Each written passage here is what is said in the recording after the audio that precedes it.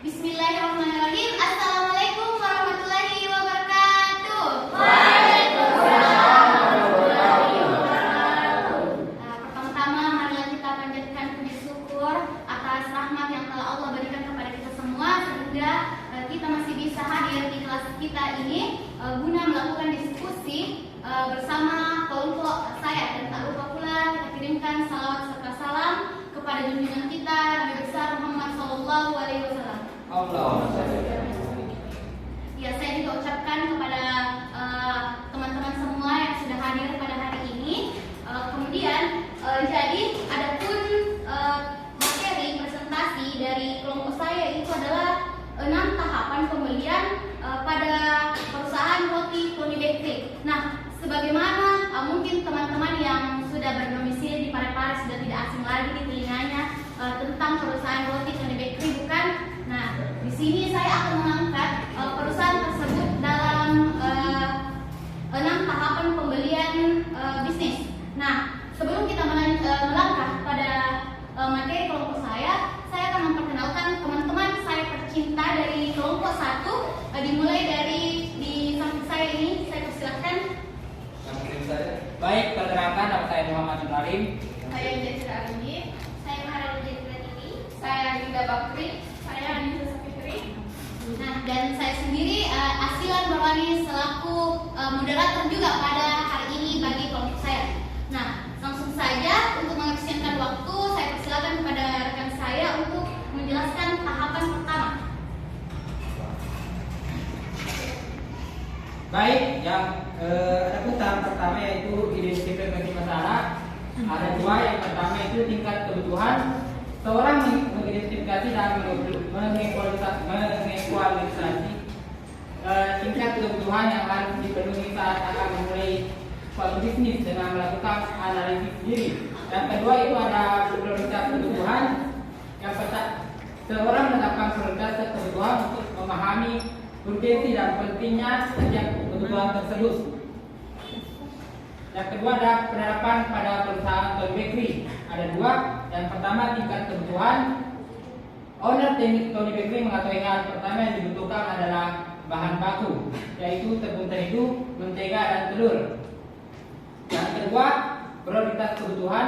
Hal yang paling diprioritaskan di sini adalah tepung terigu, dikarenakan terigu mengandung gluten yang memberikan tekstur pada roti.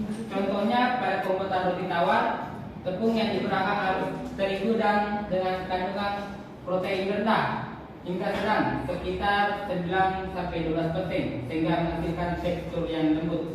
Baik, yang materi kedua saya berikan kepada teman saya. Baik, tahap selanjutnya yaitu tahap kedua yaitu pencarian informasi. Setelah mengenali masalah atau kebutuhan yang ingin dicarikan solusi, konsumen mencari informasi tentang produk yang memenuhi kebutuhan mereka. Teknik pencarian informasinya itu dapat kita bertanya kepada teman, kerabat, kenalan, membaca ulasan online dan berkonsultasi dengan ahlinya. Selanjutnya yaitu penerapan pada perusahaan Tony Bakery. Sumber informasi. Owner mencari informasi tentang berbagai sumber macam merek terigu yang digunakan, baik yang memiliki protein rendah, sedang, hingga tinggi. Teknik pencarian informasinya itu owner berbicara kepada pemasok tentang tepung terigu yang memiliki kualitas yang baik, yaitu dengan melakukan penelitian, riset online, membaca literatur tentang jenis terigu yang digunakan dalam tahapan pembuatan roti tersebut. Selanjutnya yaitu saya berikan kepada rekan saya. Baik, kemudian seperti yang diterangkan kepada teman saya, setelah melakukan pencarian informasi, kan pasti kita sudah menemukan berbagai informasi kan. Nah, setelah itu kita melakukan yaitu evaluasi alternatif. Nah, apa sih evaluasi alternatif itu? Evaluasi alternatif adalah bagaimana cara kita meneliti informasi yang sudah kita dapatkan sehingga dapat membuat kita mendapatkan keputusan yang lebih bijak terhadap bisnis kita. Nah, di sini ada 3 poin penting yang harus diperhatikan dalam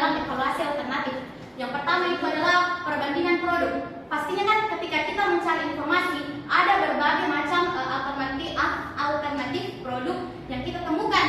Nah, di situ kita sebagai konsumen membandingkan karakteristik, kualitas, fitur dari berbagai produk yang sesuai dengan apa yang kita butuhkan, apa yang kita mau. Nah, kemudian yang kedua itu adalah ulasan pelanggan. Banyak jenis produk pasti kita memerlukan sesuatu yang menjadi pertimbangan tambahan bagaimana kita memilih produk tersebut. Nah, sebagai bahan pertimbangan yaitu ulasan pelanggan, kita harus mencari tahu adakah pelanggan yang memiliki pengalaman yang baik terhadap produk atau pemasok tertentu, dan adakah pelanggan yang memiliki pengalaman yang buruk. Kemudian yang ketiga itu perbandingan harga. Nah, setiap kan harga-harga produk di setiap pemasok itu berbeda-beda. Di sini kita membandingkan harga dari produk-produk tersebut yang kita inginkan. Nah, dalam perbandingan ini kita harus membandingkan antara harga dan kualitas. Belum tentu produk yang mahal itu kualitasnya cocok untuk bisnis kita, dan belum tentu juga produk yang murah kualitasnya tidak cocok. Nah, sebagai contoh penerapan pada perusahaan narasumber saya yaitu Tony Bakery. Nah, di dalam perbandingan produk sang narasumber membeli sampel dari beberapa pemasok. Nah, kemudian ia melakukan uji coba, mencoba berbagai sampel-sampel tersebut dalam resepnya, sehingga ia bisa memantau bagaimana terigu tersebut dapat bereaksi pada resep roti yang ia miliki. Kemudian mengenai ulasan pelanggan, ada berbagai ulasan terkait brand-brand terigu yang ia sudah jadikan alternatif. Nah, itu menjadi satu poin plus untuk sang owner untuk mempertimbangkan lagi produk apa yang akan dia pilih. Kemudian yang terakhir, perbandingan harga. Nah, dari beberapa alternatif terigu yang didapat oleh sang owner memiliki harga yang berbeda. Di sini seperti saya jelaskan tadi, pertimbangan itu harus seimbang antara harga dan kualitasnya. Jadi jika ada kualitas yang baik dan memiliki harga terjangkau, mungkin itu bisa menjadi satu pertimbangan dalam menentukan produk yang akan dipilih. Nah, selanjutnya saya akan menyarankan kepada rekan saya tentang tahapan selanjutnya.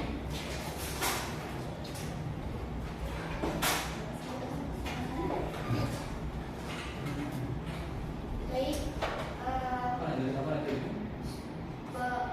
tahap keempat yaitu pengambilan keputusan. Pertimbangan rasional konsumen.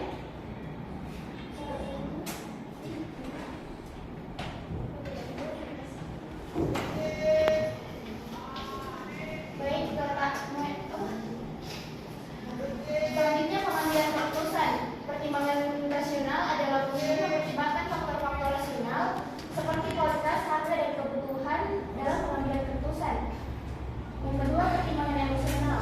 Konsumen juga mempertimbangkan faktor emosional seperti selera, kepercayaan, dan preferensi pribadi dalam pengambilan keputusan. Selanjutnya, penerapan pada perusahaan penyumbang marketing, yaitu pertimbangan rasionalnya adalah owner yang mengambil salah satu brand punya itu berdasarkan hasil uji coba dan rekomendasi dari pemasoknya. Tentu saja brand yang dipilih memiliki kualitas yang bagus dan baik, dan harga yang bersaing. Selanjutnya, pertimbangan emosional, yaitu selain kebutuhan, harga, dan kualitas owner juga pastinya mempertimbangkan eksistensinya. Karena eksistensi pada sebuah produk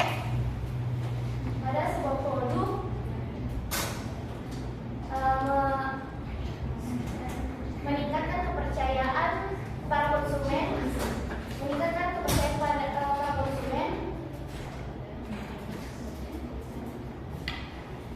dan kepercayaan konsumen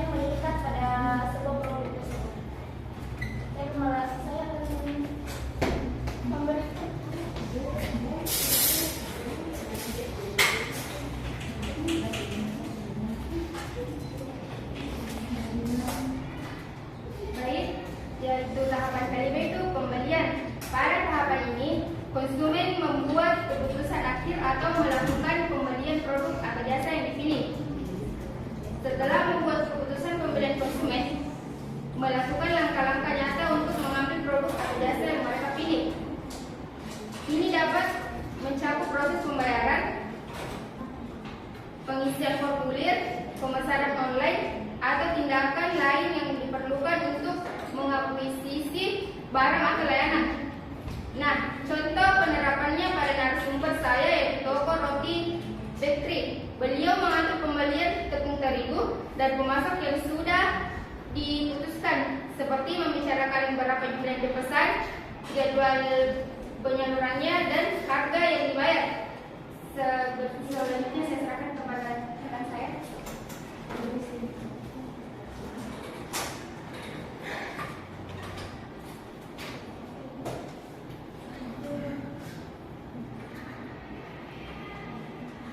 Nah, yang tahap terakhir yaitu tahap pasca pembelian. Ada dua hal yang harus diperhatikan, yaitu satu, evaluasi produk. Adalah konsumen mengevaluasi kepuasan mereka terhadap pembelian, apakah produk tersebut berdampak bagus kepada usahanya, dan apabila tidak ada kecocokan pasca pembelian, konsumen bisa berbicara langsung kepada pemasok. Nah, yang kedua yaitu hubungan jangka panjang. Hubungan jangka panjang adalah apabila pasca pembelian tidak ada kekurangan atau sudah benar-benar puas terhadap produk yang sudah dibeli, maka konsumen akan membicarakan hubungan jangka panjang terhadap pemasok, sehingga penyaluran selanjutnya berjalan dengan lancar.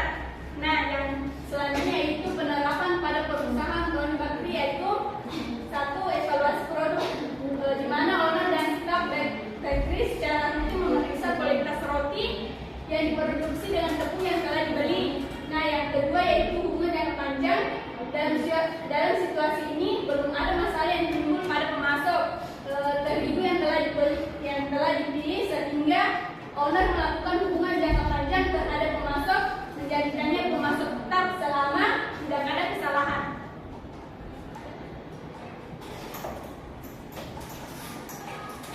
Nah, itulah tadi teman-teman pemaparan materi dari rekan-rekan saya. Nah, selanjutnya saya akan membuka sesi tanya jawab untuk satu orang penanya. Ya, saya silakan kepada saudara Fitri. Baik, terima kasih atas kesempatan telah diberikan. Perkenalkan, saya Putri Setiawati dari kelompok 6. Jadi sebelumnya kan teman-teman sudah mengenalinya sini dari perusahaan terlibat. Pastinya teman-teman mempunyai kendala atau kesulitan dalam menganalisis perusahaan ini, karena mengapa ini seperti hal privasi dalam perusahaan itu kan. Nah, maka dari itu saya mau tahu apa saja sih kendala teman-teman dalam melakukan analisis penerapan pada perusahaan dan lain-lain. Sekian, terima kasih. Ya, terima kasih kepada saudara Fitri atas pertanyaan yang diberikan. Jadi langsung saja pertanyaan itu akan saya jawab sendiri. Jadi selama yang kemarin untuk meneliti riset perusahaan Tony Bakery ini, ada beberapa kendala yang saya alami bersama teman-teman. Mulai dari susahnya bertemu dengan sang owner, ya kita ke sana sang owner susah ditemui. Kemudian untuk mempertanyakan, pasti kalian bertanya-tanya kenapa saya hanya menyebutkan seperti brand, merek, saya tidak menyebutkan secara gamblang bahwa terigu apa yang perusahaan ini gunakan. Karena kami menghargai privasi dari narasumber kami. Beliau pun tidak mau. Beliau mengatakan bahwa ini adalah privasi dapur, privasi perusahaan. Jadi untuk menghargai itu, kami memberikan nama plesetan lah, seperti brand, merek yang eksistensinya tinggi. Jadi teman-teman bisa kira-kira lah terigu apa yang eksistensinya tinggi. Jadi mungkin itu saja kendala yang kami alami, yang kami dapat selama riset pada perusahaan Tony Bakery ini. Oke, terima kasih. Selamat jalannya. Assalamualaikum warahmatullahi wabarakatuh. Nah, jadi setelah pemaparan dan dari pertanyaan saudari Fitri tadi, jadi kesimpulan yang dapat saya dan rekan-rekan saya simpulkan bahwa tahapan pembelian adalah proses yang sangat kompleks yang melibatkan rangkaian keputusan dan evaluasi. Dengan memahami tahapan ini, mungkin teman-teman yang ingin memulai bisnis ataupun perusahaan yang sudah merintis bisnisnya dapat lebih efektif dalam memenuhi kebutuhan dan keinginan konsumen. Sekian presentasi dari kelompok saya. Apabila ada kekurangan mohon